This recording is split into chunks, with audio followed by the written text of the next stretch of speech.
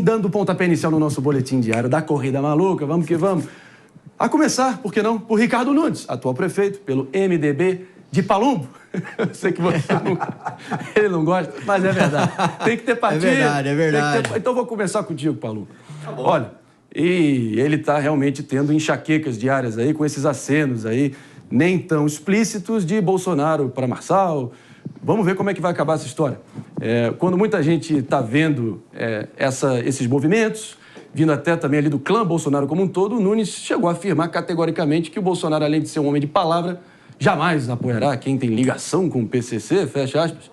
Agora, eu acho que me lembra muito o momento da candidatura dele, e cabe a ele tentar reverter isso, com Geraldo Alckmin em 2018. Grande arco de alianças partidárias, plenipotenciário, achando que ia atropelar todo mundo com a força da máquina, mas sem um prestígio correspondente vindo do público e do eleitorado. É por aí, Palumbo? Sim, é por aí, né? A grande verdade é que a direita, né, a boa parte da direita não está indo com o Ricardo Nunes. Isso aí é evidente. Basta você olhar nos comentários aí das redes sociais. Eu olho muito os comentários de rede social. E a direita está pendendo mais para o lado do Marçal, justamente porque já sabe que tipo de acordo que foi feito. Agora, eu acho também uma baita de uma sacanagem ficar falando do PCC, vinculando com algum candidato, se não tem prova.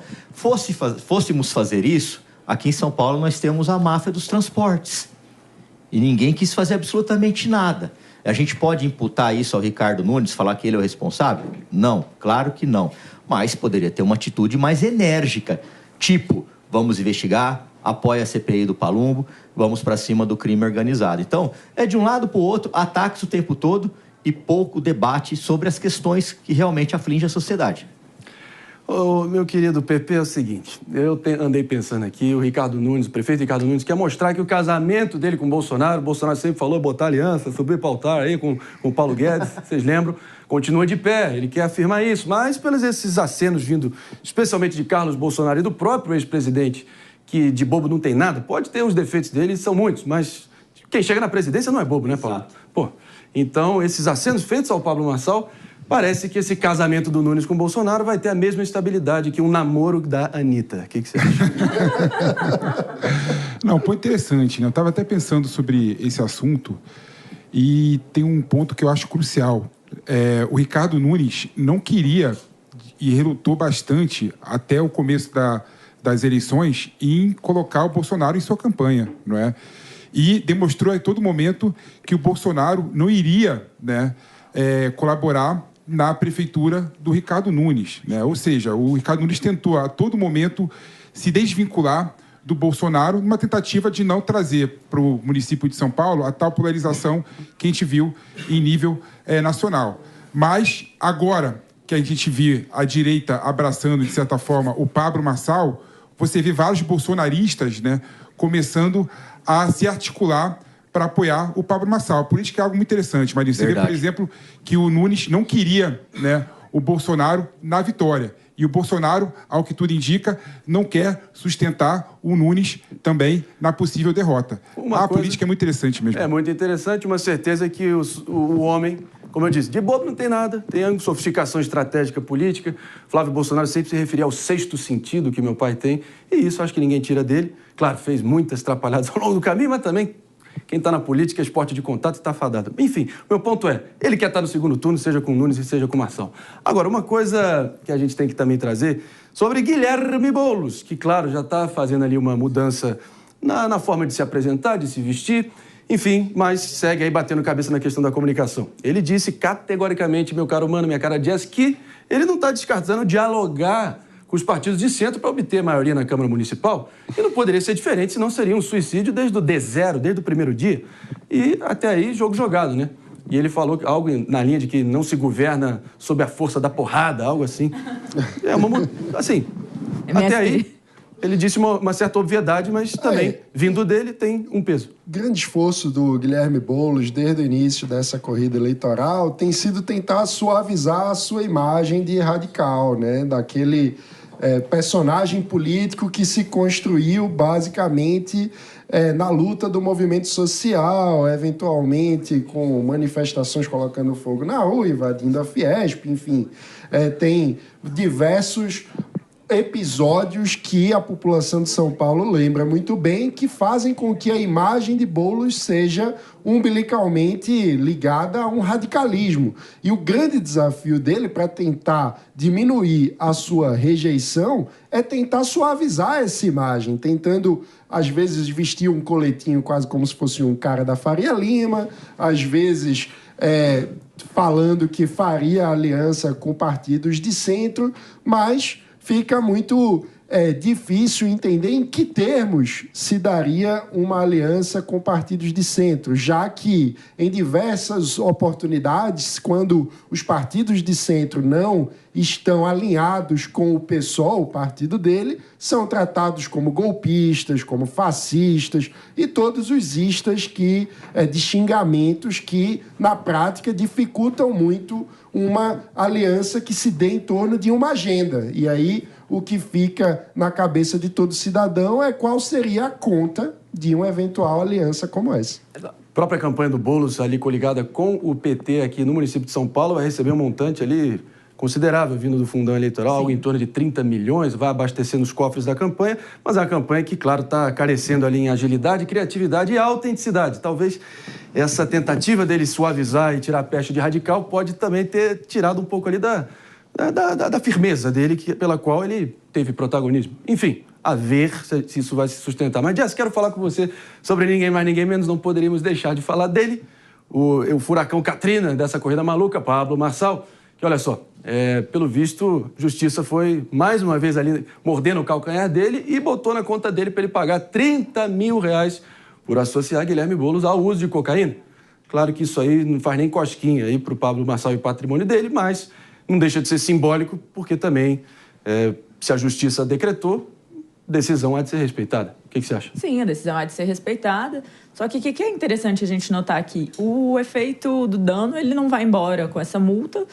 De fato, ele marcou a campanha com isso, né? Até soprou num apoiador aí da Rede Sustentabilidade pó-açúcar, alguma coisa assim, durante um comício. Então, assim, isso marcou o jogo político e, de fato, afeta Guilherme Boulos. E aí eu acho muito interessante porque isso contribui, essa história contribuiu para a rejeição também, em um certo grau. E aí o que a gente vê? Vai ter a multa, mas a multa para uma campanha eleitoral ela é um fator comum. O próprio Guilherme Boulos já recebeu uma multa há algum tempo lá no período de pré-campanha. Então isso acaba que é normalizado, assim, a decisão tem que ser cumprida e tem que pagar.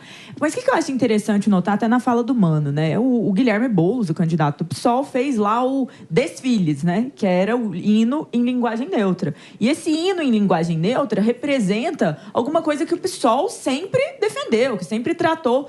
E aqui a gente está vendo acontecer com o Boulos o mesmo que aconteceu com o Freixo, no Rio de Janeiro. Se você me permite, eu preciso te corrigir. É língua neutre do Guilherme Boulos, no comício. No hablo neutri. No hablo neutri. E aí o que aconteceu? Está acontecendo um pouco o que aconteceu no Rio com o Freixo, que é um cara de esquerda, que era um cara bem lembrado, muito à esquerda, e aí, de repente, numa campanha falaram assim, não, vamos fazer de conta que ele é um cara mais centro, e estão fazendo isso com Boulos. E a realidade isso não ajuda, gente. Ninguém vai se deixar levar e se enganar por isso. E aí isso prejudica a própria autenticidade do candidato, que agora está contrário a pautas que defendeu ao longo de seu tempo ali. Então, fragiliza bastante o candidato. Só ser contra drogas. Não, né? Exato. É engraçadíssimo. Não, essa foi demais. Contra drogas não dá. Não, gente, assim, a história da política no Brasil mostra claramente que uma pessoa radical pode fazer um discurso mais de centro. Né? O Lula, por exemplo, até ganhar, né? Na década de 80, década de 90, se colocou como uma pessoa radical e depois, para ganhar as eleições, ele abraçou, né, o capital produtivo, né? Colocou o vice dele, o Zé Disseu, o empresário, Zé Alencar, desculpa, Zé Alencar, o empresário, e fez o governo centrista. Né? Então, ou seja, essa mudança de postura do Boulos, né, não significa que ele está enganando a população.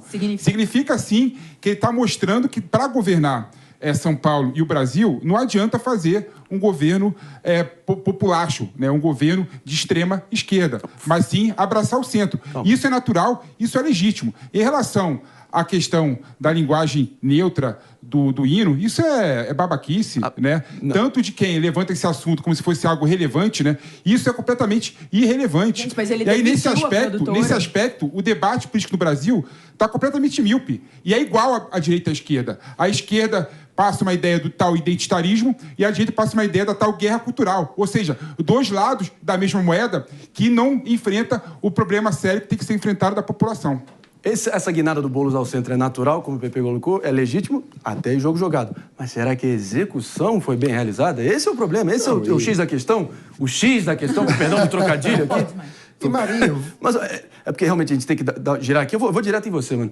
Pelo seguinte, é claro, e é maior atestado de que não é só uma babaquice, uma coisa secundária, foi o fato que ele demitiu a produtora que realizou o evento. E falou que não sabia. Não, pera lá um pouquinho, ô Zé Toscana. Pera lá, pô. Vamos falar de Tabata Amaral? Por que não? Pelo seguinte, candidata do PSB, ela acusou Nunes e Boulos, de poupar Marçal. E, claro, para ela disse, com bandido não se faz com chave. Meus amigos, a Tabata realmente tirou a luva de vez, tentou tirar ali a impressão de Luda Magalu, inteligência artificial, candidata da periferia de Harvard, e agora realmente está aparecendo. Faz tempo que eu não vejo uma mulher com tamanha sanha por vingança, desde aquele filme do Quentin Tarantino, Kill Bill, lembra? Agora, tem que ver se essa estratégia vai colar, meu caro Palumbo. Pelo seguinte, ela decidiu aí atirar para tudo que é lado. Mas o que ela acusa Nunes e Boulos de fazerem de poupar Marçal, ela está fazendo agora. Ela só tá com o Marçal praticamente, então não sei por que ela tá falando isso daí. Mas é uma escolha de polarizar com aquele candidato que ela está vislumbrando que vai assumir a liderança da corrida eleitoral, né?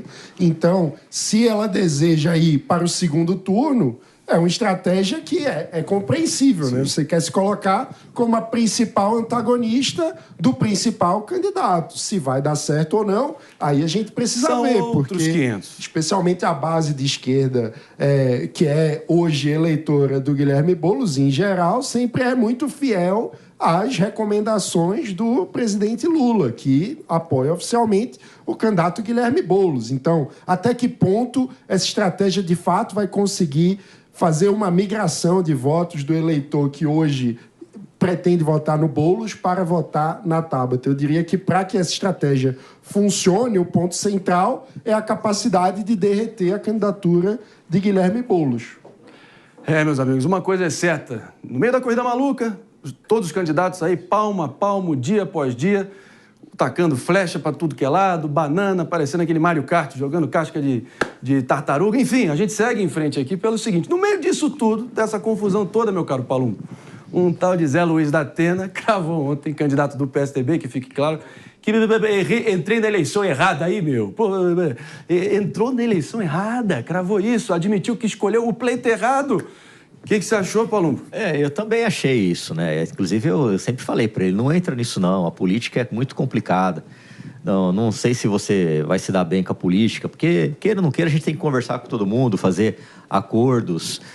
Não adianta, senão você, principalmente para quem está no executivo. Quem está no legislativo pode dar pancada em todo mundo e que está tudo certo. Agora, quem está no executivo, se não conversar com o centrão, se não conversar com a direita e com a esquerda, toma um processo de impeachment. A verdade é essa. Então, eu acho que seria muito melhor para ele se ele tivesse saído ao Senado.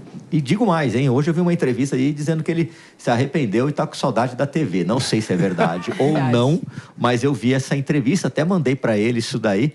Né, ele falou que vai até o final, vamos ver.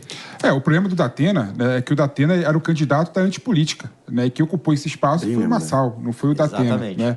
E o erro do Datena maior foi não ter convidado o Palumbo para ser vice-prefeito. Né? Se tivesse convidado... Na verdade, ele convidou, né? Só que meu partido jamais deixaria um negócio desse. Se tivesse, ganharia, viu? Porque eu votaria no Palumbo. Aí sim. Informação exclusiva. Informação exclusiva. Na Bíblia está escrito, né, Palumbo? Você que é grande fiel, que Deus dá um determinado talento a cada um. E o talento do Datena, inegavelmente, é mais como apresentador de TV. E ganhou até um contorno meio folclórico, esse flerte eterno dele. Vai, não vai ser candidato. Ele não pede voto. Ele não pede voto. Sim. Eu mandei uma mensagem, você tem que pedir voto. Eu falei, mas eu não vou pedir voto. Se quiser votar em mim, vota. Eu falei, mas eu nunca vi um candidato que não pede voto. um candidato único, de fato. Agora, realmente é lamentável para ele, que, claro, timing é tudo na vida, também na política mais ainda, e ele decidiu logo entrar na única eleição que ele tem a mesma chance que o Atlético Goianiense tem de vencer o Campeonato Brasileiro de 2024. Enfim, é uma figuraça, ninguém pode tirar isso dele.